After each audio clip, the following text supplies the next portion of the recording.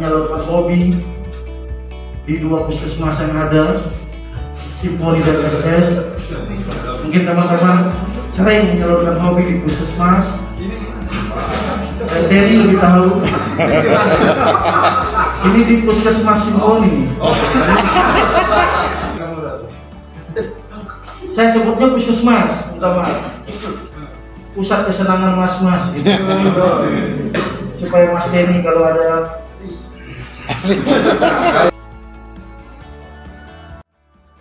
terus ini barangnya. Tetapi jangan lupa, humasnya PNN sendiri, humasnya pemerintah sendiri tidak akan mampu, tidak akan efektif, Bapak Ibu. Jadi kita butuh media yang kedua, adalah media yang non pemerintah. Oleh sebab itu saya sangat setuju, apresiasi tinggi kepada Pak Kepala BNN, Pak Rizal dan jajaran, bahwa pelibatan media untuk mengkampanyekan kegiatan-kegiatan seperti ini merupakan satu strategi yang sangat bagus.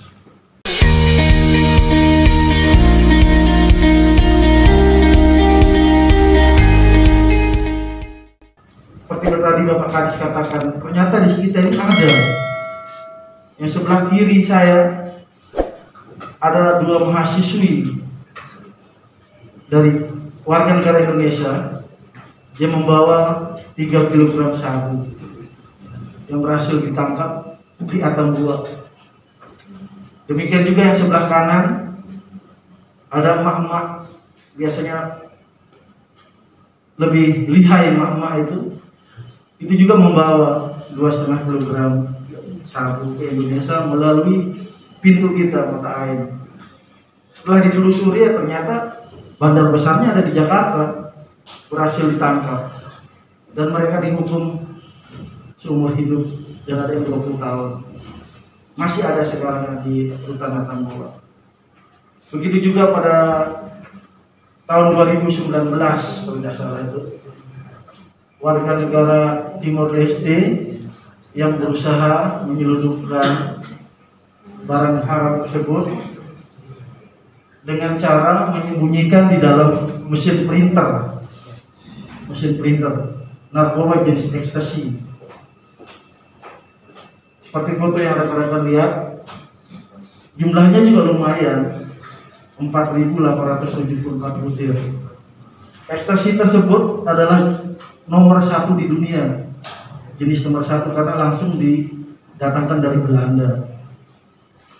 Dan pada tahun 2020, pada saat saya baru menjabat, Direktur Tindak Pidana Narkoba Timor Leste menelpon saya untuk bekerja sama mengungkap pemiliknya, dan ternyata kita berhasil mengungkap pemiliknya di Timor Leste dan sudah divonis 20 tahun. Warga negara Filipina tapi keturunan Belanda pemiliknya. Mereka 2 ini adalah karyawannya, pekerjanya, hanya dititipin barang berupa printer untuk dibawa ke Kupang guna diperbaiki. Upah mereka 1 orang hanya $100. Mereka kedua pasangan suami istri yang belum nikah secara gereja, secara adat saja, hanya ditimbali uang masing-masing $100. Sang suami yang diperintahkan oleh bosnya kemudian membawa calon istrinya ke Kupang untuk ikut dan gunanya untuk membeli cincin nikah. Tapi ternyata dititipi barang haram tersebut. Banyak cara yang dilakukan oleh bandar besar untuk memperdaya kita. Salah satunya seperti ini, banyak cara. Dititipi barang atau sengaja dipacarin. Kita warga negara Indonesia yang minta maaf, mungkin tergila-gila dengan orang luar, gampang punya uang, diajak pacaran, diajak ke luar negeri. Ternyata pada saat mau ke Indonesia dititipin tas. Tolong dulu, sayang tolong dulu titip tas. Ternyata pada saat bawa ke Indonesia, kita tanpa sadar bahwa kita sudah sebagai kurir. Begitu kita di X-ray di bandara, tangkap kita yang masuk penjara. Pacar kita aman-aman saja. Tindak pidana narkotika yang sudah kita tangani, yang terakhir kemarin mungkin kita pengembangan dan kita berhasil menangkapnya yang bandarnya di Surabaya, tapi sidangnya di Kupang. Ada 2 yang berhasil diciduk, warga negara Indonesia ber-KTP Batu Benau dan Pasar Baru pada Oktober 2020 kemarin. Dikembangkan, kita berhasil menangkap kurirnya yang ada di Kupang, dan kembangkan lagi pengedarnya ada di Jakarta, berhasil ditangkap. Ada jenis narkoba juga, daftar K,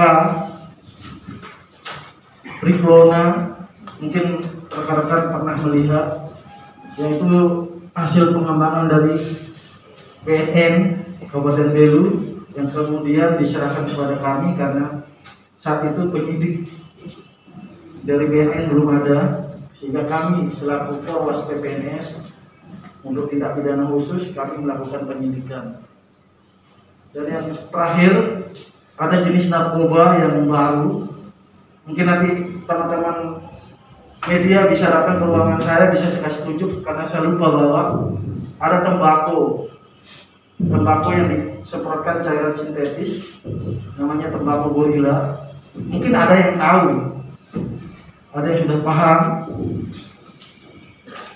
Tembakau tersebut seperti tembakau yang biasa dijual di pasar-pasar, namun disemprotkan cairan sintetis sehingga mengandung zat-zat berbahaya tersebut.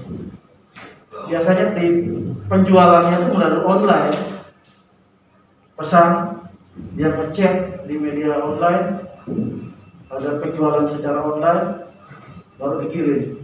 Terakhir 2020 awal BNN berhasil menangkap, namun belum, karena masih P18 dan P19 yang belum bisa dipenuhi dari Bapak pihak Kejaksaan Negeri selaku penuntutnya. Ada beberapa contoh yang biasa ada di Belu dan di NTT, itu ada yang gambar ini ternyata bisa tumbuh juga di daerah kita. Karena berhasil kita selidiki di TTS bisa tumbuh ganja. Tidak menutup kemungkinan daerah TTS sama dengan daerah kita di Pulau Pehan, di Lamaknen Selatan atau di Irun, daerah-daerah dingin, itu bisa tumbuh. Ternyata memang di TTS, di jalur 2 sebelum Polres kita, Polres TTS itu di belakang situ ada tumbuh, dikembangbiakkan. Dan berhasil diungkap, ternyata varietas ganja ini bisa tumbuh di daerah kita. Saya tidak bisa memberikan tanaman yang hidup karena kami juga tidak memiliki, tapi ganja keringnya kami memiliki. Nanti kita bisa sharing jenis-jenisnya. Dan ada yang kemarin di PLBN Mata Air, jenis ekstasinya nomor 1 di dunia karena langsung dari Belanda, dengan lemahnya pengawasan pintu masuk melalui laut di Timor Leste sehingga gampang masuknya di Timor Leste. Dan menurut informasi Kombes Dia, Ibu Kombes Dia atas kepolisian di Timor Leste, bahwa prekursor itu udah banyak mulai berdatangan di Timor Leste. Itu kita bisa dijadikan home industry nanti di sana. Udah banyak prekursor-prekursornya yang masuk ke Timor Leste. Jadi sangat-sangat bahaya sekali kita. Bahaya sekali ini kita yang ada di Atambua ini. Bisa jadi nanti dijadikan daerah home industry kita untuk membuat. Bisa jadi. Karena mungkin kekurangan sumber daya manusia bisa didatangkan ke sini. Sabu-sabu mungkin teman-teman sudah pernah melihat atau mungkin belum merasakannya. Kalau saya terus terang pernah merasakan, Tapi itu di lembaga pendidikan di Pusdiknaskrim Megamendung kita diajak cicipi untuk merasakan bahwa barang ini gimana sih. Ya puji Tuhan, astungkare, alhamdulillah tidak sampai terlena, tidak sampai terjerumus seperti teman-teman saya, ada yang Kapolsek, yang Poluan, bahkan ada satu angkatan dengan saya terjerumus sampai jadi belanda dan sampai sekarang divonis hukuman mati gitu. Karena barang haram tersebut ini enak, tapi harganya juga lumayan, keuntungannya juga lumayan. Karena harga jualnya sekarang untuk batang buah saja, untuk kupang saja 1 G 0,9 gram itu lebih mahal dari logam mulia. Kita tahu logam mulia sekarang ini 1 jutaan 1 gram. Mas Antam atau mungkin ibu-ibu bapak-bapak yang hobi investasi dan uang emas, dengan barang ini udah 3 jutaan. Itu tidak sampai 1 gram. Mungkin nanti di tempat kerja, di tempat-tempat umum, bapak mama temukan botol aqua yang model seperti gambar di atas, bisa informasikan ke kami. Karena itu alat bong yang dimodifikasi yang bisa dibuat sendiri. Tanpa sadar mungkin kita di jalan, kita ketemu bong yang diisi 2 pipet. Ya kalau ada informasi menemukan itu, bisa informasikan ke pihak BNN atau ke kami, biar kami menyelidiki lebih lanjut. Siapa tahu kita bisa memberantasnya, bisa mengungkapnya. Karena kita di sini sesuai data, kita di Atang Buah ini adalah kebanyakan pengguna, belum pengedar. Yang kemarin terakhir di TINI 2020 itu juga itu pengguna dan batu benau. Jadi tidak menutup kemungkinan ada. Bersyukur Timor Leste lockdown, jadi perlintasan orang agak kurang. Kalau tidak udah kita tidak bisa tangkis lagi karena barang tersebut sudah banyak di sana. Ya, kakak TNI lebih paham gitu. Ada upaya-upaya yang kita lakukan, pihak kepolisian, upaya-upaya yang kita lakukan untuk mengurangi peredaran tersebut. Salah satunya dengan melakukan razia operasi di tempat-tempat penginapan, di hotel-hotel, di kos-kosan, di homestay, dan di biasa tempatnya rekan-rekan. Untuk kita bersama-sama memberantas peredaran gelap narkoba, butuh peran serta kita masing-masing. Sesuai perintah Bapak Kapolri kemarin, bahwa di tiap Polda akan dibentuk kampung tangguh narkoba. Instruksi lebih lanjut kami belum menerima, baru diinstruksikan bahwa nanti akan dibentuk tiap kabupaten, tiap provinsi ada kampung tangguh narkoba. Itu kita akan buat bersinergi dengan pihak BNN, dari kejaksaan, dari rekan-rekan media, dari masyarakat. Kita akan bersinergi dan kita di dalam kampung tersebut kita harus berperan aktif. Bagaimana cara kita menyukseskan kampung tangguh tersebut? Salah satu cara kita untuk mensukseskan mensukseskan kampung tangguh tersebut, kita berperan aktif dulu dari keluarga kita masing-masing.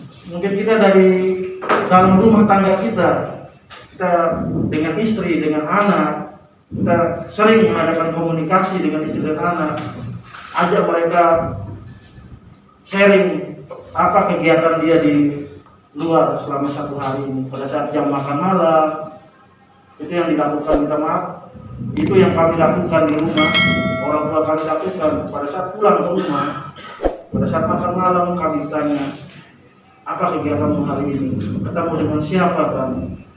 Apa-apa saja yang kamu lakukan? Kita harus tanyakan di anak-anak kita, di istri kita, dan kita juga harus sering membawa anak-anak istri kita untuk mendekatkan diri kepada Tuhan. dengan salah satu cara untuk membentengi diri kita adalah kita mendekatkan diri